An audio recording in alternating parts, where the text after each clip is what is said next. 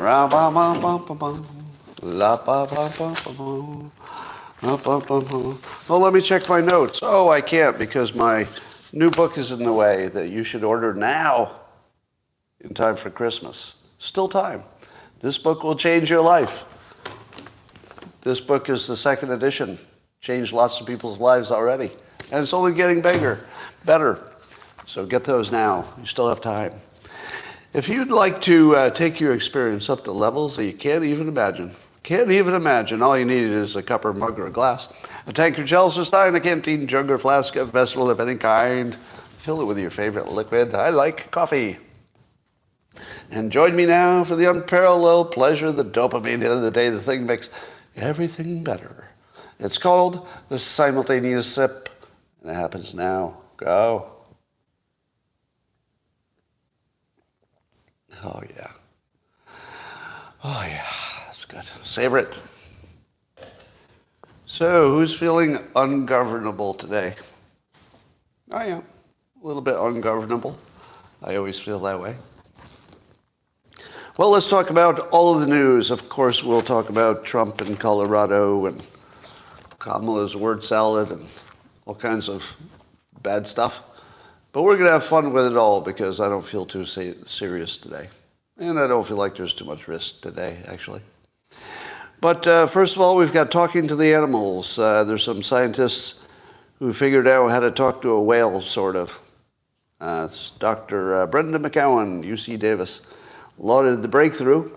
So they recorded some whales, and then they played some whale talk, and it attracted a whale.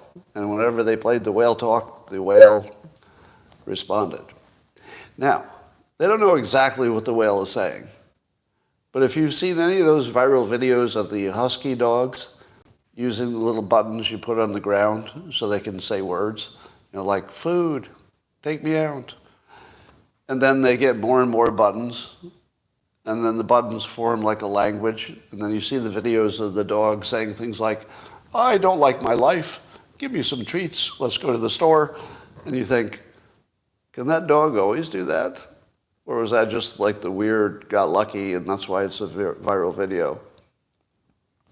Well, I see a world in which animals not only can speak to us through AI, translating their thoughts, but here's the fun part. I feel like the part of the animal that's missing is the language function. I assume the animals don't have a language function. But what happens if AI becomes the language function? Would they actually learn language? Their own version, not English, but would they learn their own version of more words and start putting thoughts to certain words? At which point, at least internally, they would have a language. Now, if they have a language, does that make them smarter?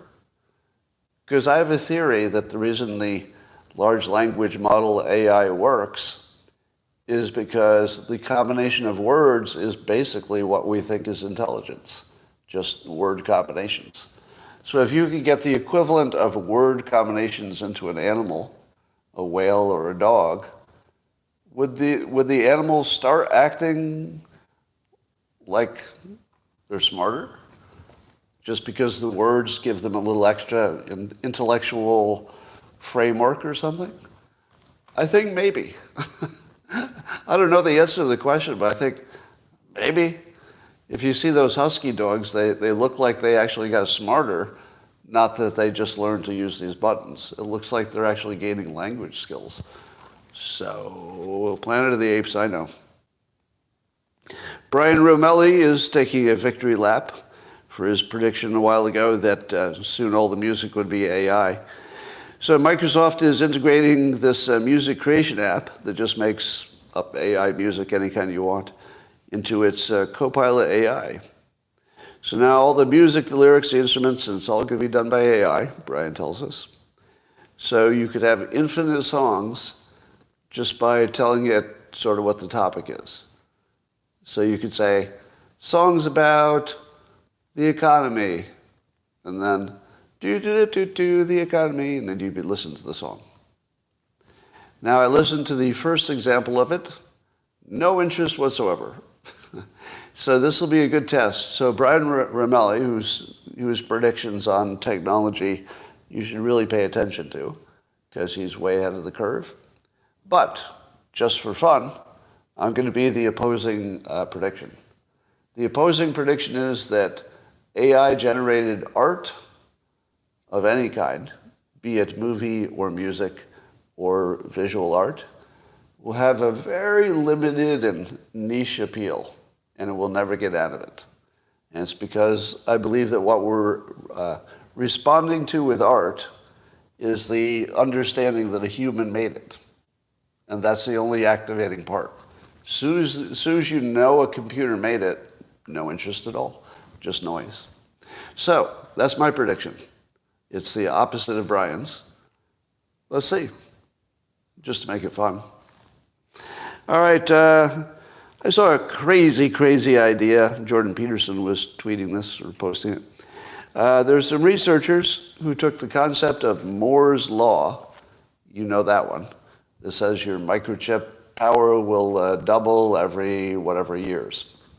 And sure enough, for many years in a row, Moore's Law, his prediction that the doubling would happen at a very predictable rate, pretty much right on point. So somebody said, hey, what if we took that concept about life on the planet? Because life on the planet keeps getting more complicated, just like a microchip. So somebody said, what if we took the complexity of life as we know it, and then we did a reverse Moore's Law to find out when life must have started? Because if you can find a predictable law with human complexity that somehow mimics Moore's Law as sort of an analogy or a model, you might be able to figure out when life started. And so they worked that calculation, and they decided that it started like way before we think it did. How far before? Well, maybe before Earth. So using this method, they find out that life began before Earth was a planet, which would suggest that life started in a simpler form somewhere else and had a few billion years to become complicated enough that by the time we got our first taste of it, it was already complex. A little bit. I don't know. Maybe. I wouldn't say that the Moore's Law analogy is any kind of science. So I wouldn't call this science. It's just sort of an interesting mental experience, let's call it. New York Post says more people are leaving New York. They're fleeing New York, and Texas is the one that's had the biggest population gain. I don't know if that's biggest population gain by numbers or by percentage. Probably just numbers. But that would be, actually, in this case, numbers is the better than a percentage. So that's valid. Now, why do you think people are fleeing New York and going to Texas? Taxes, freedom, less craziness, better public relations. Well, one thing Texas is doing better than New York is doing way better on public relations. If you looked at Texas as a product with marketing, Texas's marketing, my God, Florida and Texas, they've done a really good job of just sort of marketing their product to a certain kind of buyer, and the buyers are responding. So no surprise, doing a good job. But imagine being New York, and your biggest problem at the moment is immigration, and people think that Texas is handling it so much better that they're moving closer to the border. That's right. Their biggest problem in New York is probably immigration, New York City anyway. And to get away from the immigration, they're going to move closer to the border. That's a pretty good endorsement for Texas, if moving closer to the border makes you feel safer. But of course, immigration would be one of many variables. I think taxes are probably closer to the top of the list. When I think about moving, I primarily think about taxes. Let me test that on you. If anybody's not in one of those low state tax states, when you consider moving, because probably everybody noodles about it, do you think taxes mostly, or is it some kind of freedom thing? Mostly taxes, yeah. Yeah, so the New York City taxes are just crazy, because you got the city taxes on top of the state taxes. Yeah. Right now, if I move to Texas, let me just give you an idea how bad this is. So I live in California. If I were to move to Texas and just kept doing my same job, because I'm independent of location, I would save enough on state taxes in Texas to buy a substantial mansion for free. For free. The amount I would save on taxes would more than pay for a mansion, a multi-million-dollar mansion. It'd be free. How do you not move for a free mansion? Right? I'm doing okay, and I don't want to move out of my house, and I like the weather and everything. So, honestly, it's mostly the weather. I live in one of the few places that you can live year-round and be okay with it. By late February, I'm going to be a little complainy because it's been too cold and rainy for too long.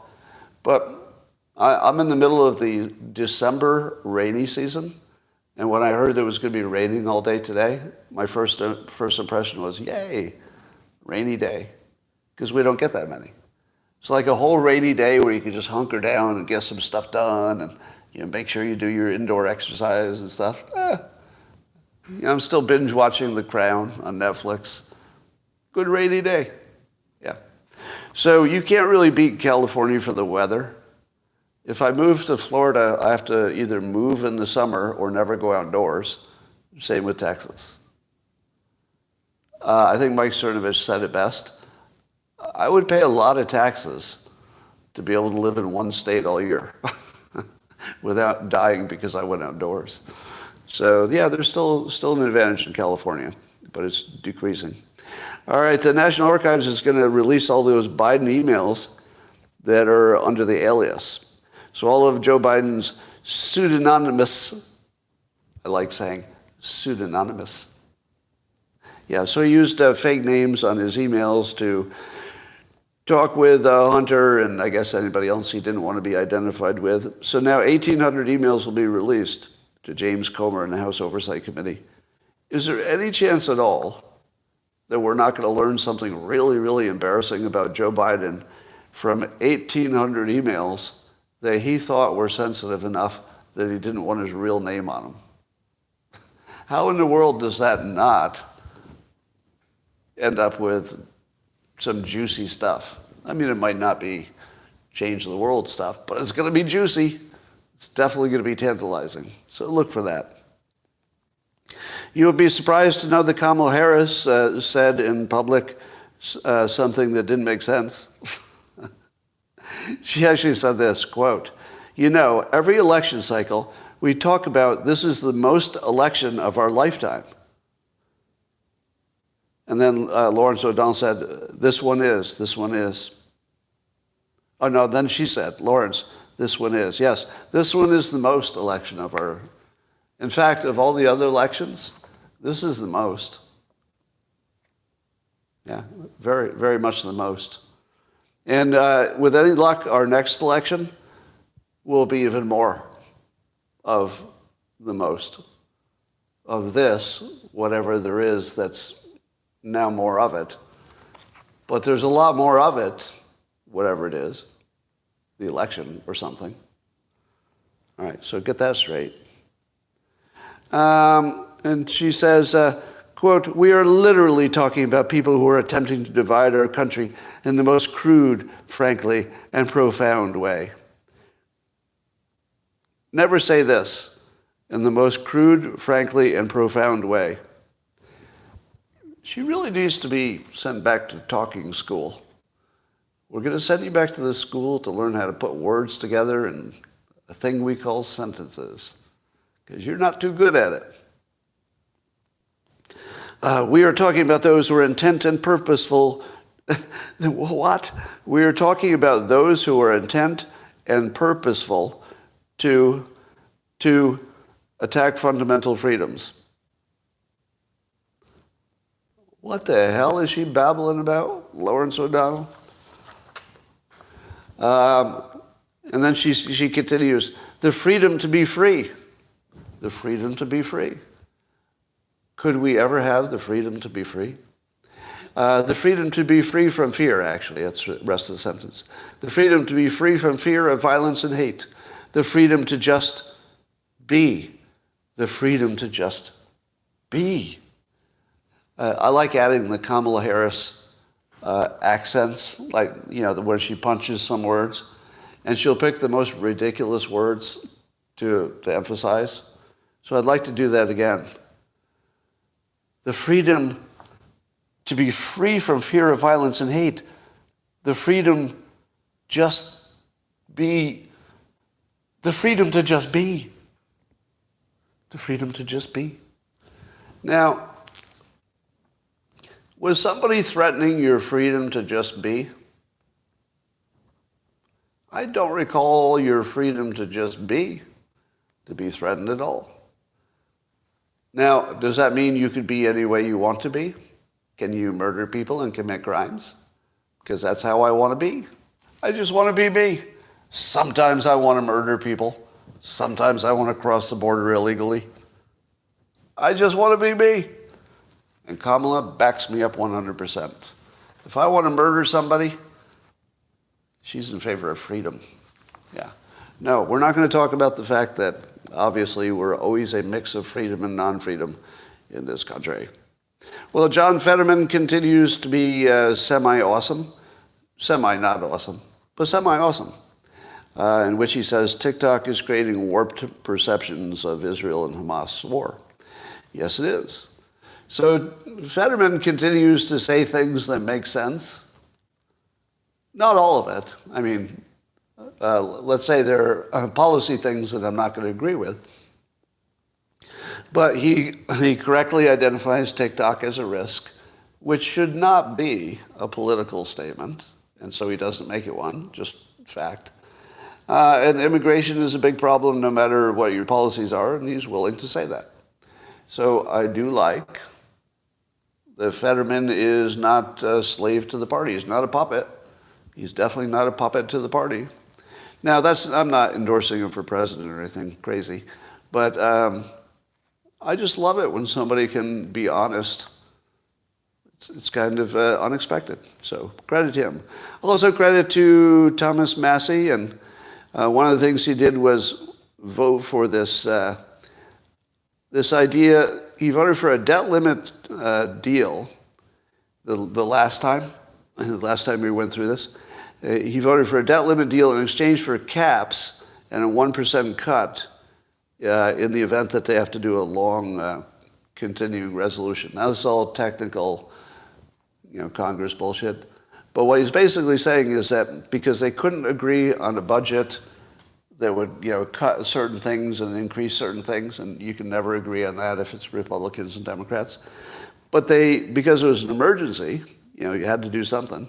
They managed to get through some kind of a cap with an automatic 1% cut, which is exactly right. All right. So if you think this is the bad default, oh no, we couldn't make good decisions, so now we have to default to 1% cut across the board. That is the right decision. If it were up to me, I would have said, nobody knows what works. Why don't you just cut everything 1% and then do it again next year until you have a balanced budget? If you just cut 1% a year for, 10 years, wouldn't you be way back into the we can make this work category? I think you would. So that's a Massie win, I would say, as well as anybody who voted on the same side with he did. But having worked in the corporate world as a budget guy, it was my job to pull together all the budgets from the different groups. And one thing I learned that I'll never forget is you can look at all their details of you should increase my budget, and everybody wants an increased budget because they like more power. And then the big boss just says, yeah, All right, that's a bunch of bullshit. Just cut everybody by 10%. And then it was my job to tell everybody who had done all this work to know exactly how much they need next year. Say, yeah, that's not going to happen. Just cut it 10%. But I can't. It's impossible. I could never cut it 10%. Yeah, but you're going to, because you get fired if you don't. It's impossible. I could never do it. There is no way I could possibly do it. And then you check again at the end of the year, under budget. Yeah, at the end of the year, under budget. Now, you say to yourself, but Scott, what about all the things that came up during the year where they did legitimately need extra money? What happens then? You know what happens then? The big boss says, yeah, I guess in this case you do need legitimately more money. So I'm going to take it out of this group and give it to you, and that other group will just have to figure it out. And then they did. Then they did. Yeah. There's nothing that a manager can do more easily than cut the budget. Because people will figure it out. They'll make do with less. They'll just figure it out. All right, as you know, Colorado, their higher court said that Trump's a big old insurrectionist and therefore cannot even be on the ballot for the primaries. It's for the primary, right? Give me a fact check of this. Are we only talking about the primary? He can't be on the ballot, right? Now, you know that that's not going to make any difference. No difference. Here's why. First of all, nobody in the world thinks that the Supreme Court will withhold it. Am I right? Nobody thinks the Supreme Court's going to approve this. So it'll be reversed. But apparently the Republican Party cleverly said, we don't need you for a primary. We will just change our process to, what do they call it? What's the other thing? Not a primary, a caucus system. So the caucus system, I guess the Republicans can just say, well, screw you. We're still gonna pick a candidate, just the way we always did, but we're gonna call it a caucus, and it'll look different, and we'll just do it that way. So there's no chance that Trump is, going to be frozen out of the system by this. But I'm very much liking Jonathan Turley's post on this on the X platform, in which he says that this is so bad that in the unlikely event that this stayed and Trump was denied the ability to run, that the country would become, quote, ungovernable. Don't you love that word? Because you and I might have been tempted to use like more provocative words, like, oh, it's going to be Boston Tea Party time, or, it's a Second Amendment time, or we'd say something scary sounding like that. And then somebody would say, are you talking about an insurrection? Why are you threatening to violence? And then we'd say, well, I like him. I like Turley saying the country would become ungovernable, because I love what that includes. That includes everything. Like, nothing is ruled out by ungovernable. But importantly, it includes totally legal processes, right? So I much prefer saying that we will become, or even are, ungovernable. In fact, it feels like a compliment, doesn't it? Don't you feel that if somebody calls you ungovernable, isn't your first sense of that? I kind of am. Oh, was it RFK Jr. said it? Oh, I'm being corrected. RFK Jr. said we would become ungovernable. Oh, you're right. You're right. Yeah, that was RFK Jr. I reposted that. You're right. Thank you for that correction. But it's a great word, ungovernable. It stays away from the violence, but it does capture all that. All right, everybody, I think everybody who observes this thinks Trump's poll numbers will go up. Would you agree? Trump's poll numbers will go up, probably, because of this. But here's what I like about it the best. I really love my overreaches. When the Democrats have a good argument, then I think to myself, oh, they got a good argument there. But when they overreach and they do things just so crazy, I kind of like that. because it's a signal that something good is gonna happen. So what I like about this overreach is it gives all of us permission to assume that the 2020 election was rigged, even if there's no proof whatsoever. Because this overreach is so egregious, so obvious, so in your face, and it's really obviously driven by the stop Trump at any cost mentality, right? Because I don't think there's any legal observer who thinks it's going to hold. It looks like TDS, and it looks like stop Trump at any, there's nothing you would stop at to do it. If that's the case today, what would make you think it wasn't the case in 2020? Because I think they were more afraid of him in 2020 than they are even now. I mean, or at least it's a tie. So I think that they've now showed their hand. So people who are, legitimately known to be part of the Democrat Party have now quite publicly shown us that they will stop at nothing. So you think 2020 was a fair election? When you know that the party as a mentality has enough of a common mentality that will stop at nothing because they think he's Hitler. We also know, thanks to Mike Ben's reporting, that there was this thing called the Election Integrity Partnership that was censoring millions of pro-Trump tweets ahead of 2020, and that a team of high-level DC operatives were plotting a color revolution if Trump won, fair and square. That the Democrats, some notable ones, and it's in writing, the actual documents, in which they were planning some kind of a coup if he won the election. Now, based on what I can see from the outside, it kind of looks like the Democrats believed their own propaganda. Because the documents that exist don't give a hint that it's purely political. I mean, the outcome is purely political. But their thinking, as it seems to be, maybe suggested by their writings, is that they actually thought there was a risk to the world.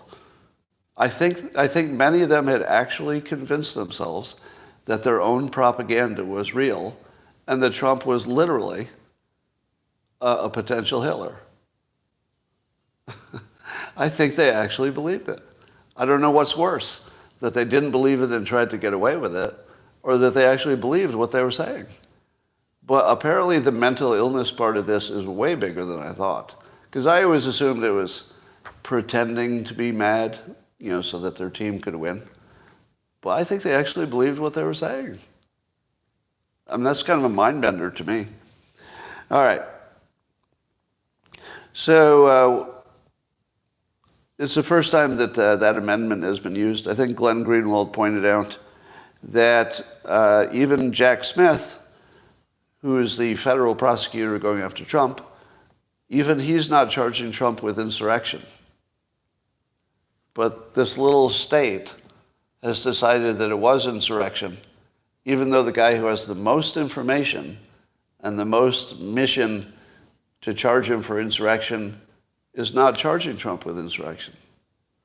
So the people who know the most about it and have the most incentive to charge him with it, the federal, there's not even enough to take a run at it.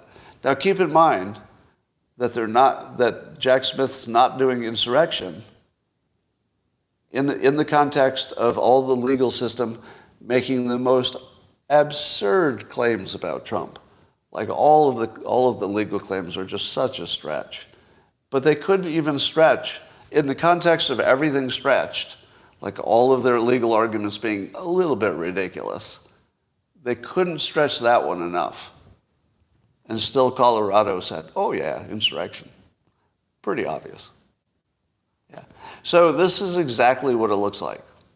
One team trying to game the system, break the system, abuse the system until they get their way. So yeah, you can absolutely hold your head up high if with no proof whatsoever you claim 2020 was probably, obviously rigged.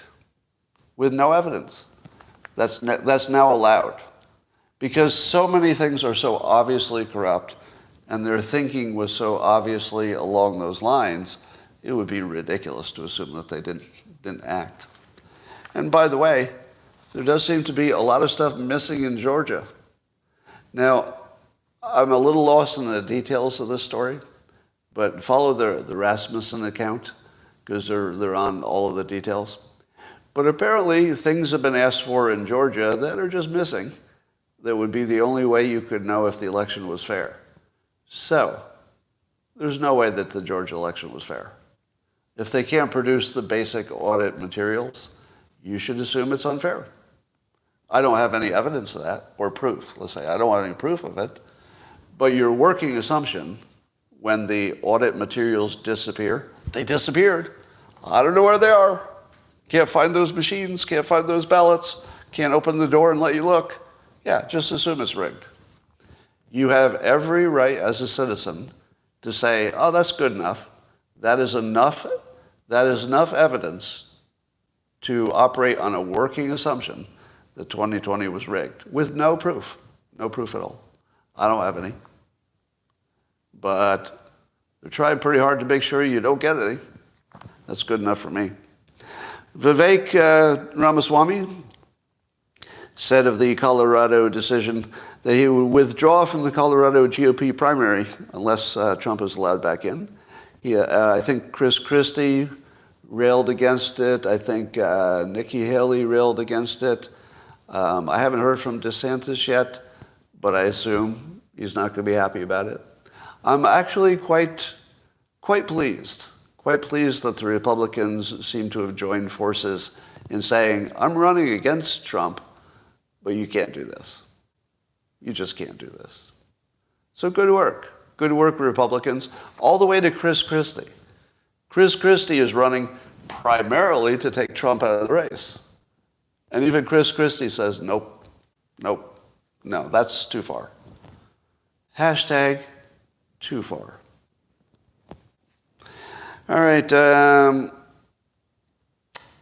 Turley, this is what Turley said. I confused RFK Jr., who said ungovernable.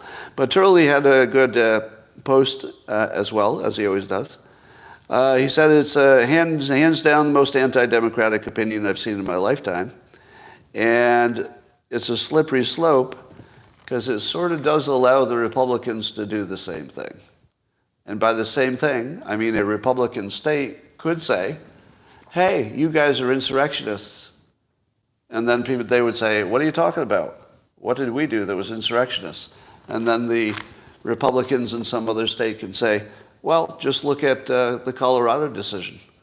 That was just a coup because their decision was so unmoored from any kind of legal precedent or argument that that's insurrection. And then they say, what? That was our court system. We're just using the court system. And then the red state says, yeah, it's not up to you. It's not up to you. Yeah, we hear you when you say that wasn't an insurrection. Not up to you. We say it was. So we're not going to let your candidate on.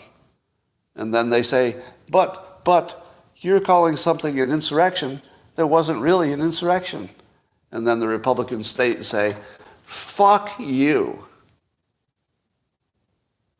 And that's it. Yeah. So there's no way this can stand. The Supreme Court's not going to let it stand. Right? Would you agree? If the Supreme Court let this stand, and let's say the Republicans didn't immediately turn it into a caucus, if it actually ended up making a difference, I'm going to be pretty fucking ungovernable. You don't know what ungovernable looks like. And I think that it's very important for both sides to read the mood of the other side. If Republicans were doing something to Democrats that was driving them to violence, I'd sure want to know about it. And I'm pretty sure I would try to, modify a little bit. Hey, you've gone too far. They're actually loading their guns. Too far. Let's see if we can, take this down a notch, right? If they take Trump off the ballot with lawfare or ridiculous court decisions, we're going to be pretty fucking ungovernable. Now, I don't call for violence. I never call for violence. But you don't know what ungovernable looks like until Republicans do it. You do not want to be in a country where Republicans have decided to be ungovernable. You don't want to be there. So let me just make sure that everybody knows, where the line is. Oh, there's a line. There's a line. Keeping Trump off the ballot for bullshit, that's a line. That's a line. Yeah. And I remind you that I'm backing Vivek Ramaswamy for president, but you don't do that in America. You don't take the guy who's leading in the polls off the ballot. You just don't do that. Senator Tom Tillis, Republican, is going to introduce a bill barring federal funds for election people who misuse the 14th Amendment. So Colorado, allegedly, was misusing that 14th Amendment, the insurrection part. So the federal government may, if this got passed, get their funding cut. But I don't think this will get passed, and I don't think the ruling will stand. It's more like something to talk about.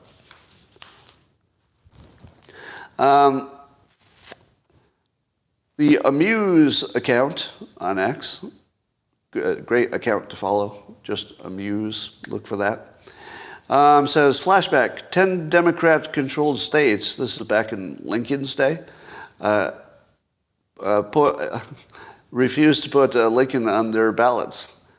Despite that, Lincoln won anyway. So I guess these were states that were lesser populated.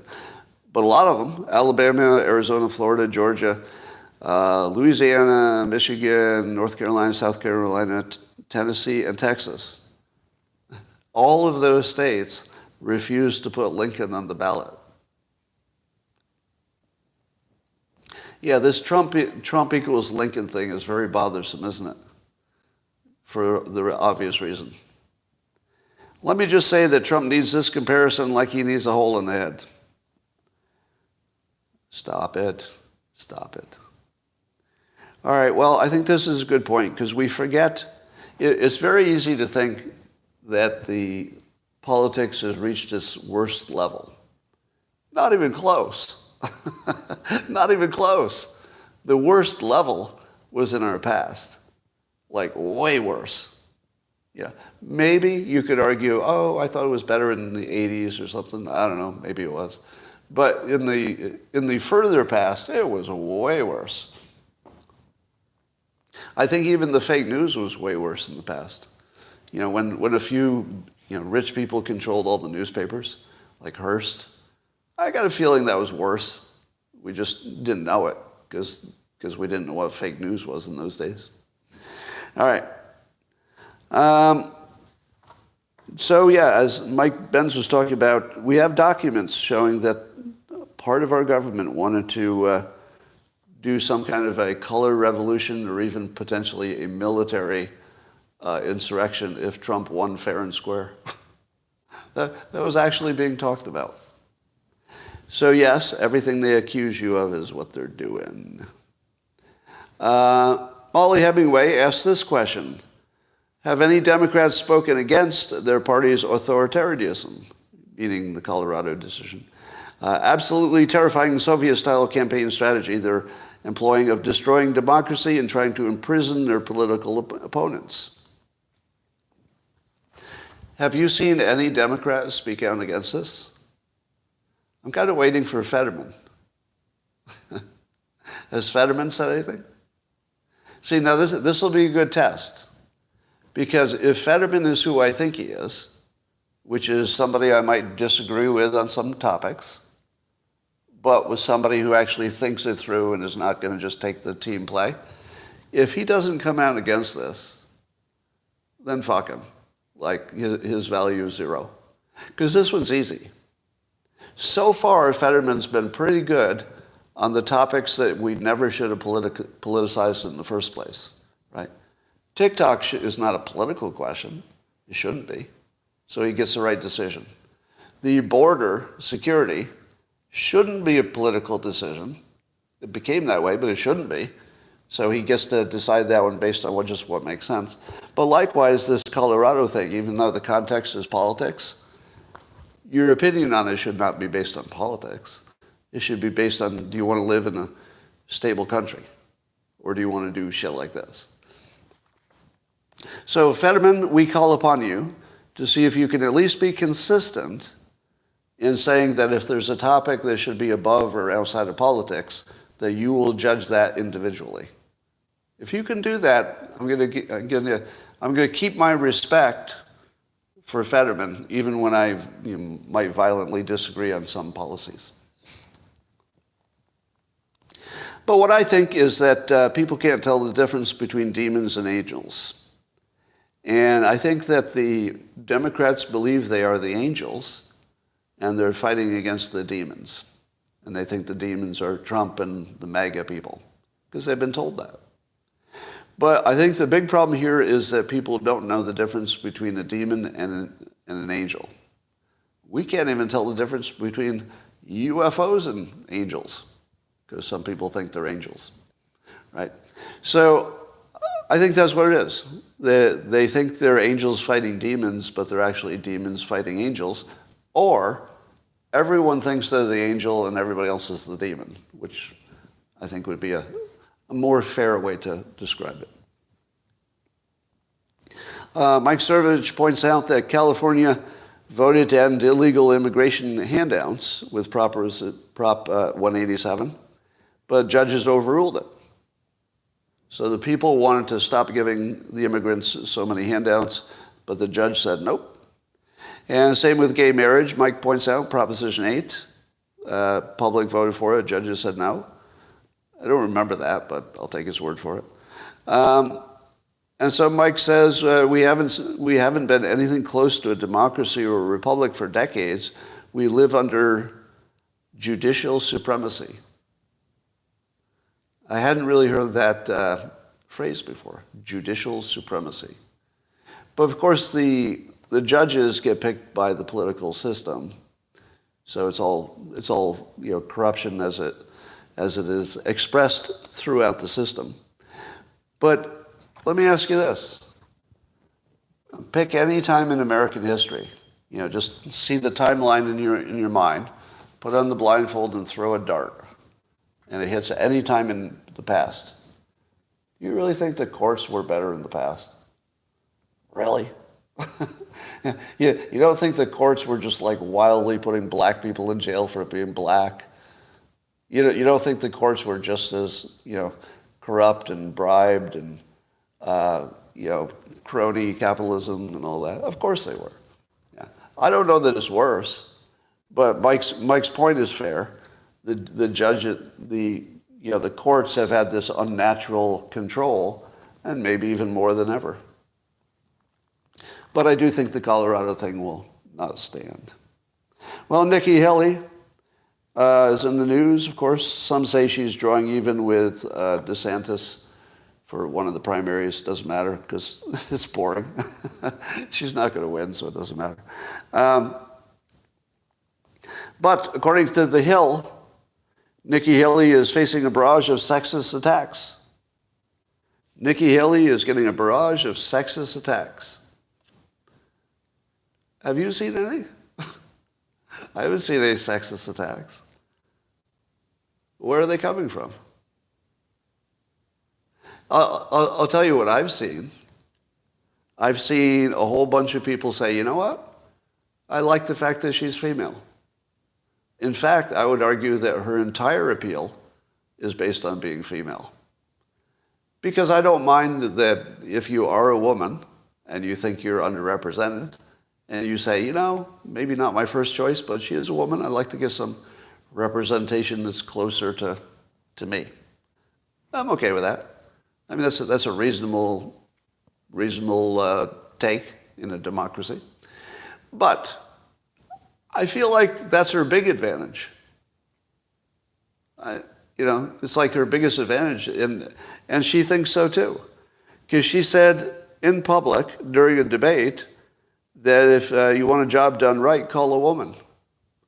If you want somebody to talk about it, call a man. If you want a job done right, call a woman. That's what she said. Now, if you say something that's so overtly bigoted and sexist against one gender, you know what you should expect? If you're an overt, public, misandrist sexist, as she is, Hillary Clinton was as well, because Hillary Clinton also said that being a woman was an advantage. You can't run for president and tell us your gender is an advantage. Nope. If Trump did it, he should be disqualified too.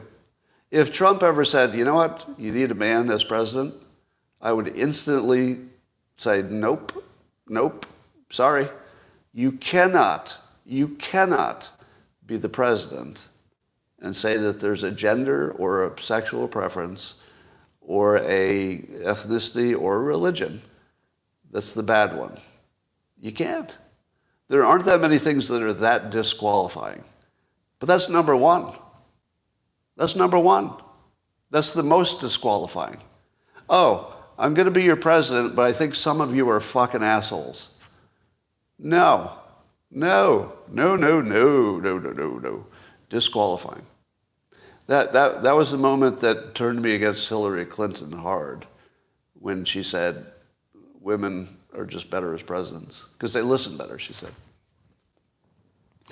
So Hillary says women listen better, and Nikki Haley says that women will do the job right, call a woman. Now, if you say stuff like that, you should expect to be called a lot of things. And many of those things will rhyme with bunt. Many of them will.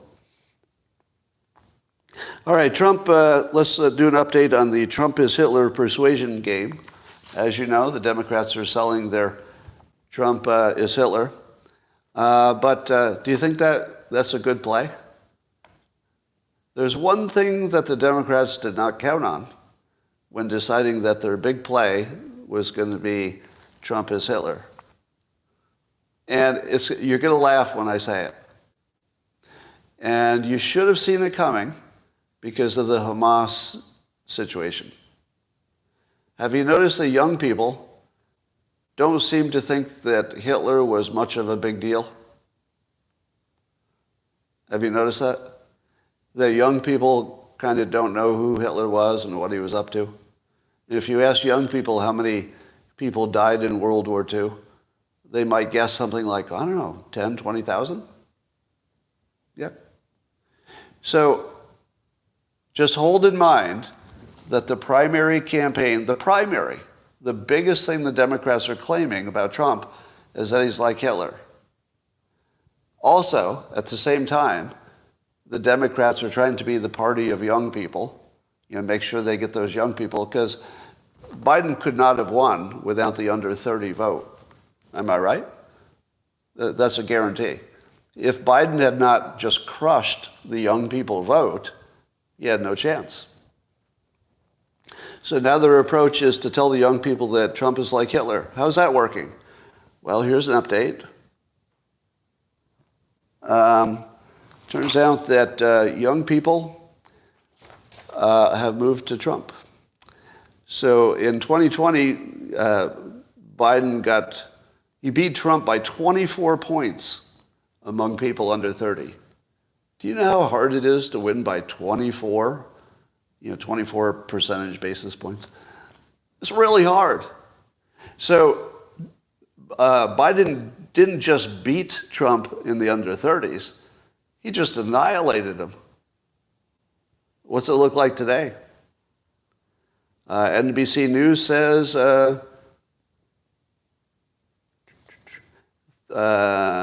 similar pattern of voters, what is it? 46% to 42%. So there's been a big shift. Anyway, so the numbers are messed up here on what I wrote down. But there's been a big shift toward Trump. Now just hold that in your mind. So the entire approach of the Democrats is completely useless for the under 30s because it just doesn't mean that much. Imagine, here's a mental experiment. Imagine you're not the age you are with the education you have. And you just didn't know who Hitler was. It was like somebody says, on the planet Glark, there was a terrible leader. His name was Hupka. So what you don't want is you don't want Trump to be like the evil leader Hupka from the planet Glark. And the people under 30 say, okay, Grandpa. Okay. It just doesn't hit. It doesn't hit. If you can't feel Hitler in your bones, as everybody my age can, right? Hitler's something you feel. Hitler isn't just like a historical reference. You feel Hitler, but not if you're under 30. If you're under 30, it's just a name. It's just something people keep mentioning. They don't feel it. And you can't really feel it unless you've done what people like me have done. How many of you sat in your living room when you were young, and usually your father had the History Channel on, and it was nonstop Hitler footage? How many of you had that experience? Yeah, a lot of yeses. Yeah, I'd be sitting in the living room at home, and it'd be like, Hitler, Hitler, Hitler, and here's a video of Hitler, and here's some World War II, and look at all these dead people. Hitler, Hitler, here's a picture of the death camp. Here's all the starving people in the death camp. I'll be like, I mean, I had such childhood PTSD from all things World War II. I mean, seriously, I had PTSD. I was damaged, and I didn't live through the war at all. I was born after the war, of course. But I totally got PTSD because it was just rammed down my throat from birth.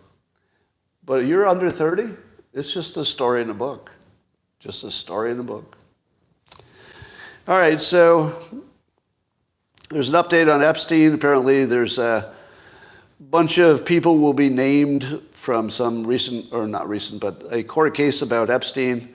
They're going to unseal the names of the people involved, but I agree with Sticks and Hammer, who posted, it's going to be a nothing burger. All right, this is not Epstein's list of clients.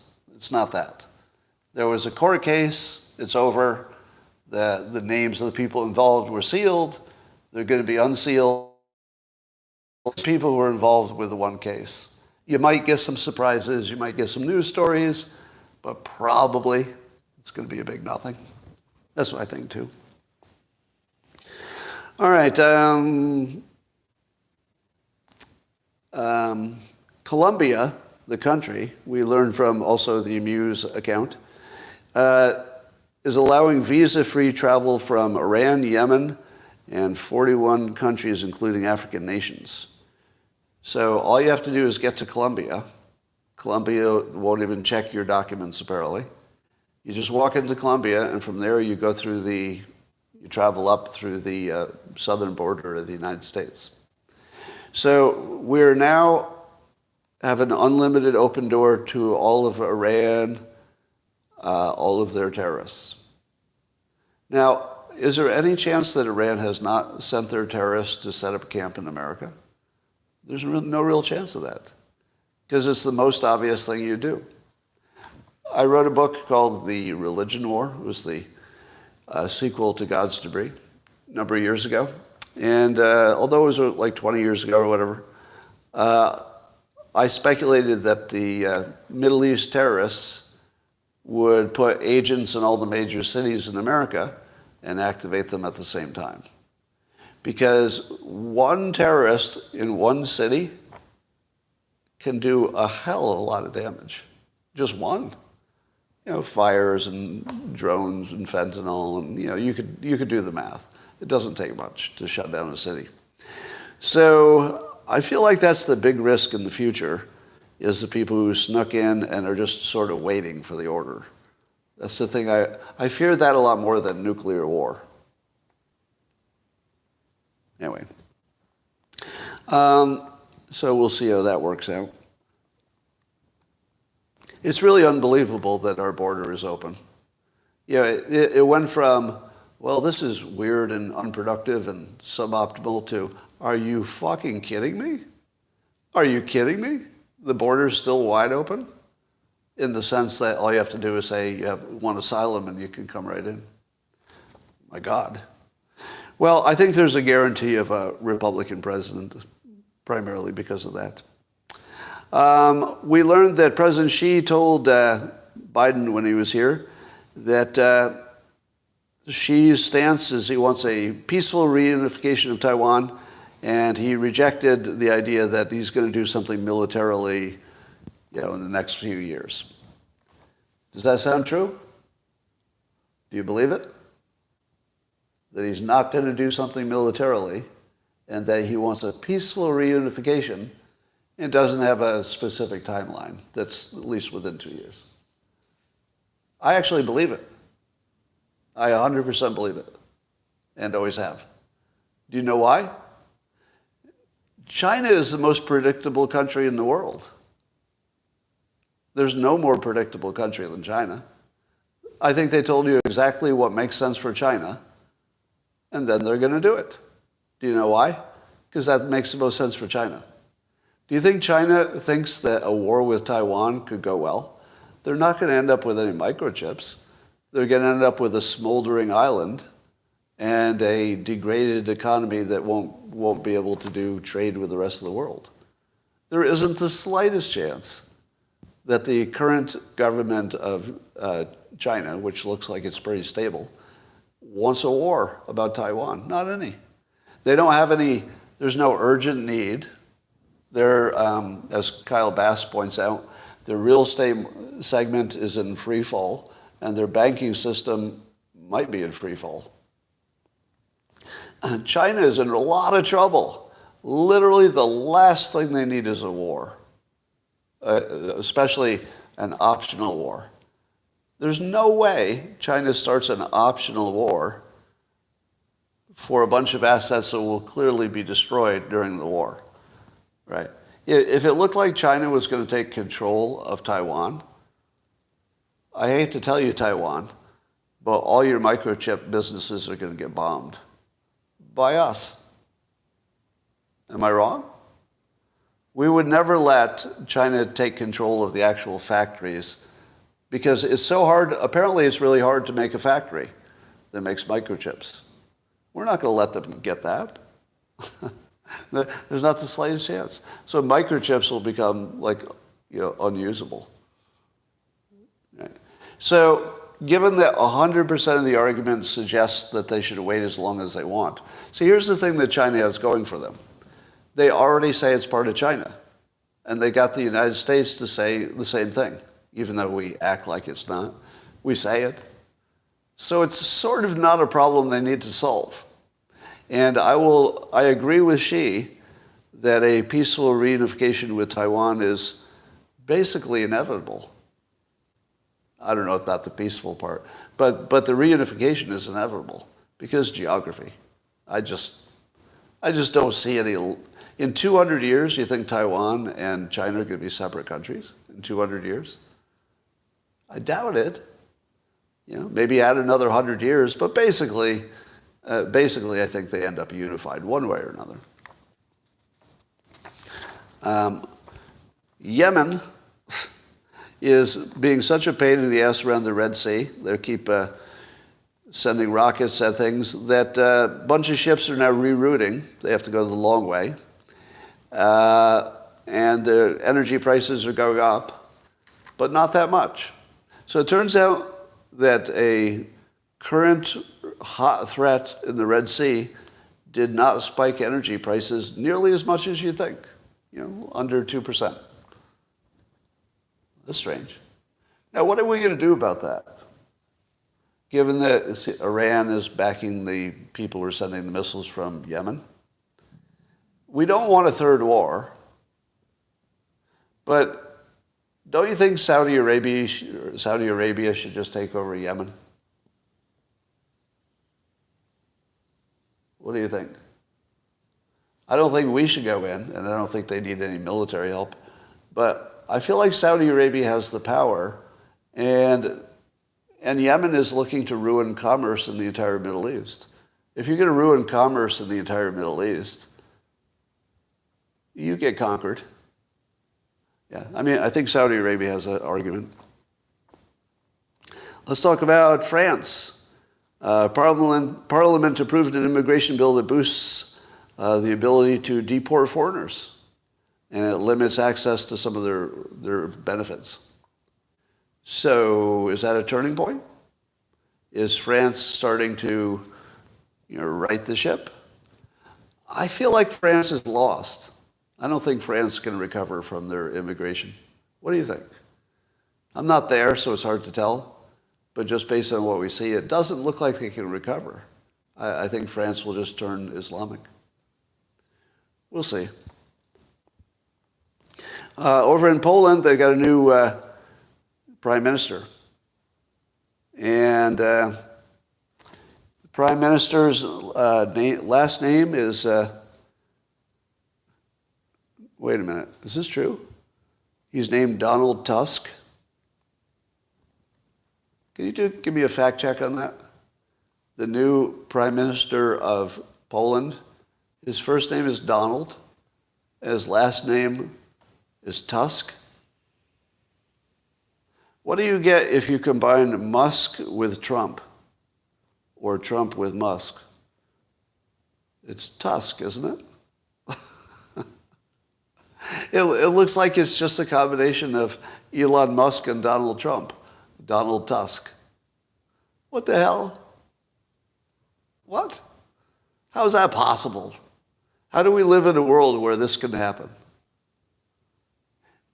Honestly, it feels like we are part of a simulation, and we're part of a game, and whatever life force caused this simulation wants us to know, but wants to do it in a funny way. Like it's dropping every hint in the world that we're a simulation and none of it's real. It's like, how many hints do I have to give you? Do you need another hint? How about we'll name the Prime Minister of Poland Donald Tusk? Anything? Anything? You're still not getting this? That's what it feels like. Well, anyway, this new Prime Minister in Poland immediately went and shut down a news station because they didn't like the propaganda coming out of it. To which I say the following. Uh-oh. Yeah. We thought Poland was one of the good guys, right? But they turned off a source of free speech because they didn't like the speech. Said it wasn't true. Now, here's my problem. I feel like our brains are stuck in the past. And here's what I mean by that. If I asked you, do you believe in free speech? I believe every one of you would say, yes, free speech, yes. Now, free speech became a concept, with the Constitution, right, hundreds of years ago. And hundreds of years ago, what did free speech look like? Well, it was individuals who didn't have much reach. They couldn't be influencers like on social media. So people like me would just be complaining to my neighbors. All the free speech I want. And if I wanted to, I could get a little box and go to the town square, and I could get maybe a dozen people to listen to me. Free speech, yes. Free speech is only legal because at one time it wasn't dangerous. At least dangerous the way it is now. But now it's really dangerous. Now you can say stuff that people will believe, not only because the bad people have reach, they can get to everybody, but also the bad people have technique that they never had before. They have actual hypnosis, brainwashing, propaganda skill that didn't exist 200 years ago. So here's a thought experiment for you. If the founders of this country were designing the Constitution under our current situation, where free speech can destroy a country pretty easily, would it be free? I think not. I think not. Yeah. Yeah. Believe it or not, I think not, because it would be an existential risk. When speech was made free initially, it wasn't an existential risk, or much of one. It would take a lot of work. Yeah. And I think back then they knew the newspapers were fake news, but they didn't believe him anyway, and it didn't matter. So it wasn't a big deal. But now, let's say, for example, that the biggest Polish TV station was running news that they knew was fake, and they were just trying to control the country or something. Do you think you should let that operate and just let free speech take care of it? Or is it too big of a threat? It could actually take down the country. I think you have to rethink free speech. Hate to say it. I think you have to rethink it. It doesn't mean that you get rid of it. When I say rethink it, I mean start from scratch. Start from, just take away all your assumptions. And then see if you would rebuild it the same way. I don't know if you would. Don't know if you would. Because at the moment, an individual can use free speech to take down a country. Do you think that's possible? Do you think a bad actor, an individual, let's say somebody like me, do you think I could take down a country? I could. I hate to tell you, but I could take down a country. Some say I'm already doing it. Because I did tell you I was going to take down the Chinese economy back in 2018. And here we are. Now, you could say, but that's not because of you. No. But it didn't hurt. It didn't hurt. So could I save a country? Yes. Yes. Yeah. Somebody, influence is a formula. And I've told you this before. Influence is how much skill you have in communicating influentially. How much skill you have, multiplied by your reach. So if you're very skillful, but you live in a cave, it doesn't matter. If you have millions of people who watch you like Taylor Swift, but you don't have much to say, it doesn't matter that much either. But if you have actual skill in persuasion, and you have a huge platform, that would be Trump, for example, you're the leader of the easily become the president of the United States, and you have the nuclear arsenal. So don't forget that formula. The formula is persuasiveness times reach. The reach never existed before. Reach is new, but also persuasion is new. We didn't know how to do it 200 years ago. The technique that I can employ today is a whole level, maybe several levels above what it was 200 years ago. 200 years ago, they would just lie and compare you to somebody bad. That was about it. That's all they had. All right. So if I were going to rethink free speech, it might be something like this. I'm just going to brainstorm for a minute. You can say anything you want, anywhere you want. So that's a good start, right? You can say anything you want, anywhere you want. But there would need to be some kind of counterforce to make sure that the other message got matched with it.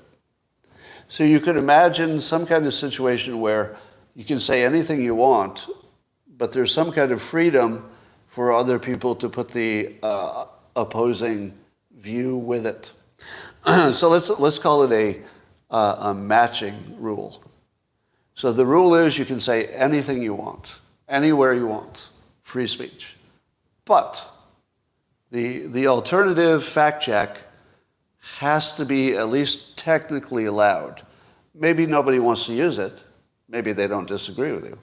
But it has to be technically matchable with the opposing view. If it's on social media, not in person, right? In person, you still say anything you want.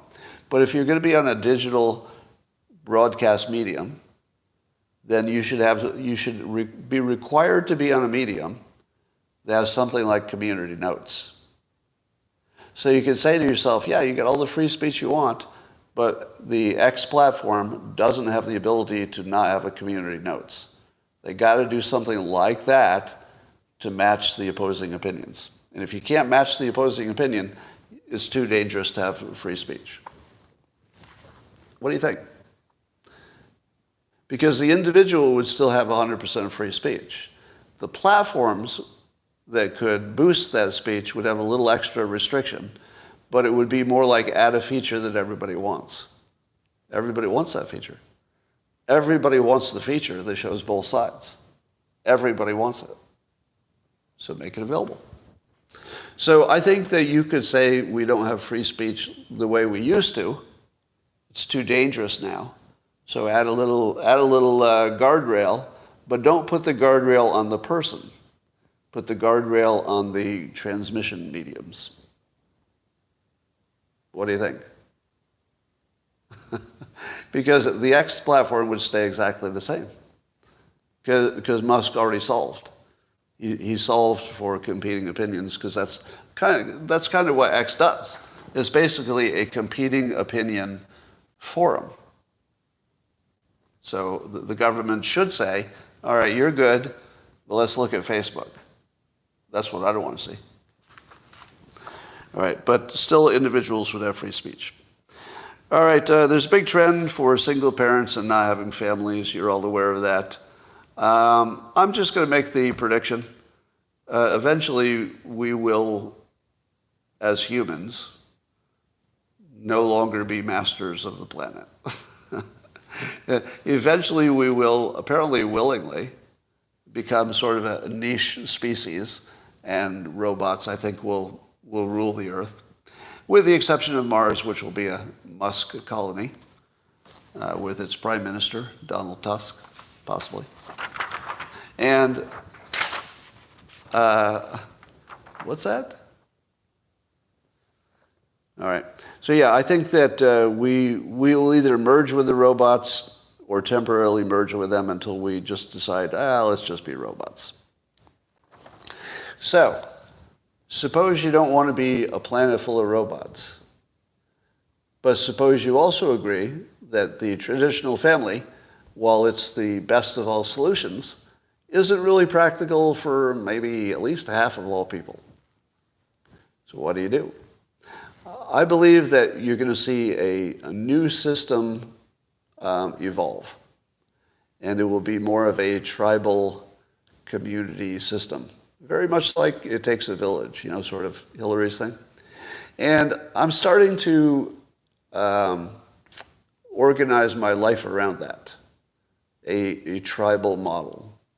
And by that I mean, rather than saying, all right, I'm going to have I'm going to marry a mate, and the two of us will be all there is, and we won't let other people in too much, unless we're both there in a party or something. We're not going to go off and do our own thing with other people too much. And, and our kids are going to be under our control and all that. It's great if you can pull it off. But suppose you had to take all the functions that you need to be a good person, and you just didn't have the option of having that little cool family unit where everybody loves each other and everything's working well. But you need those things. I think what we're going to do is, because there will be so many people who are unfamilied, that they will find ways to coordinate, but not in every way. So, for example, I think you're going to see people who say, you know what?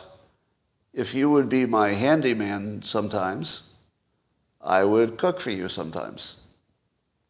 And then you'd say, hey, we could do this once a week. And even if I haven't done any handymaning, you'll cook for me once a week. We're not married. Maybe some friends come over.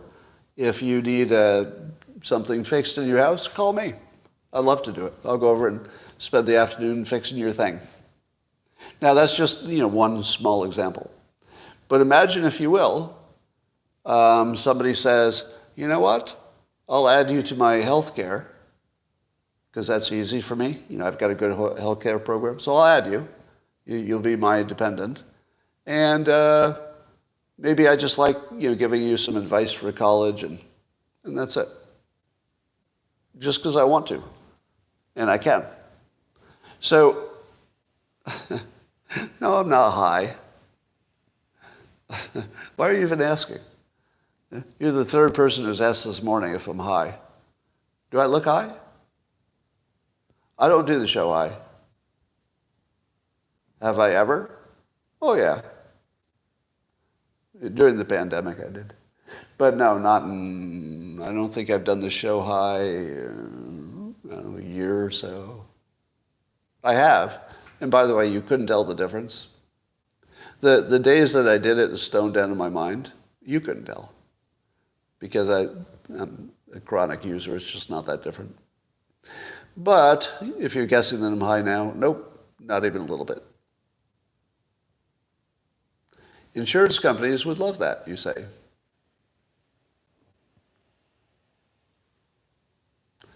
All right. I'm just looking at your comments. Dangers of weed. I think that people keep telling me that there are dangers to weed, but you're talking to the wrong person.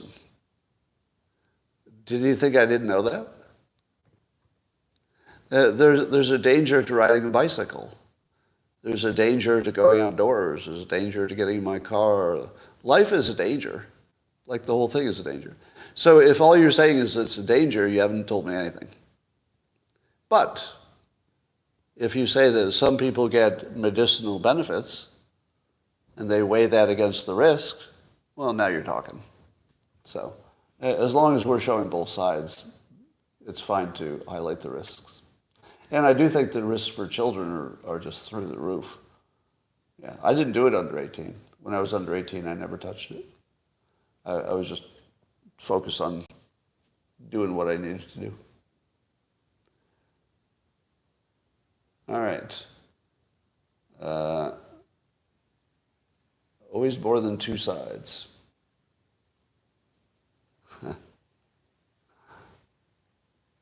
Another dog not barking. What's that about? If it's your first day of being ungovernable, it's disorienting, isn't it? All right.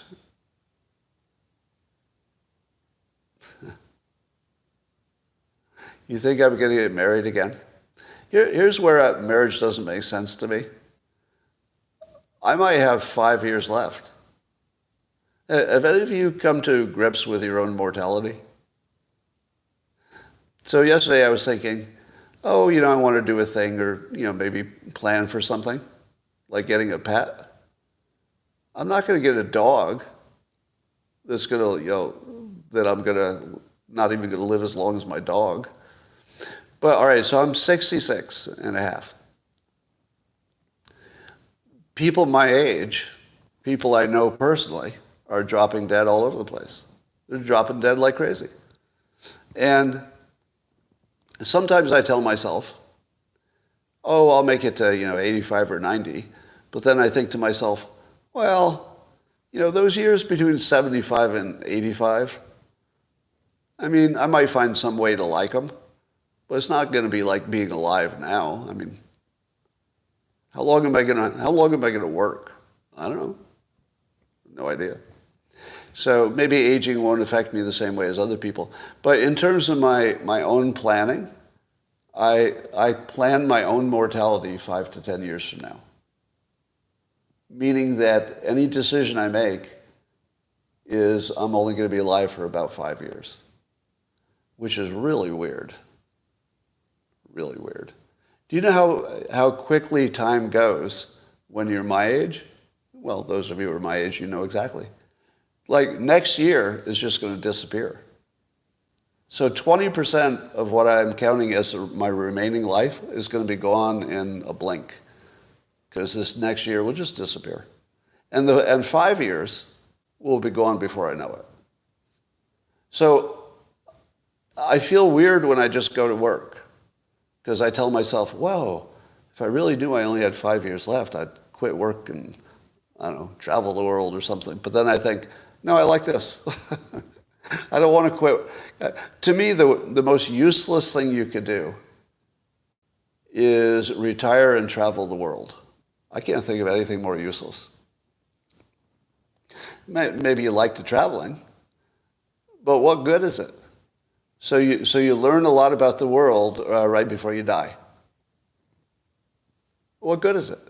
Now, if you told me that traveling extensively in your 20s was a good idea, I'd say, yeah.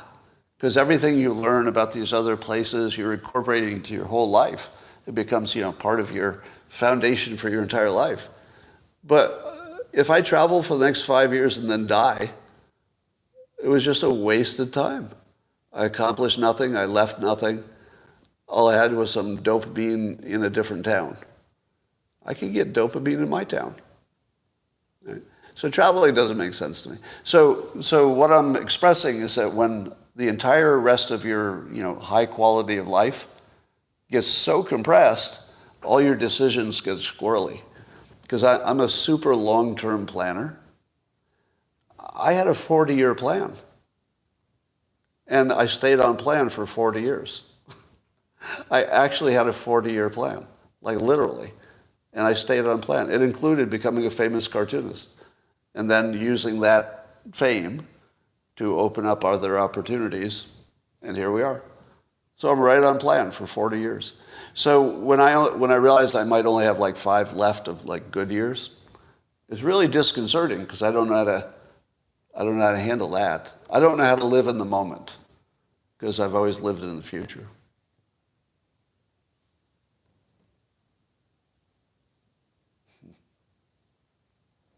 All right, ladies and gentlemen, download your brain to a robot. Well, I plan to do that. I do plan to be immortal in the digital domain. What are the odds that I'm alive in exactly the era where moving our personality to a machine is completely practical? What were the odds I'd be alive then and exactly the age where that really matters? See, this is why this can't possibly be real. That this thing I'm experiencing that I think is my life, there's no way this is real. That exactly the time I need the robots and the AI, they just pop up. After 10 million years of human evolution, just when I need it, there it is. I don't know. I'm just not buying it. I just don't buy that any of this is real. All right. You want my guitar amplifier if I go? It is a good amplifier, I have to admit. All right, YouTube, that's all for now. I'm going to go do some other things. Thanks for joining.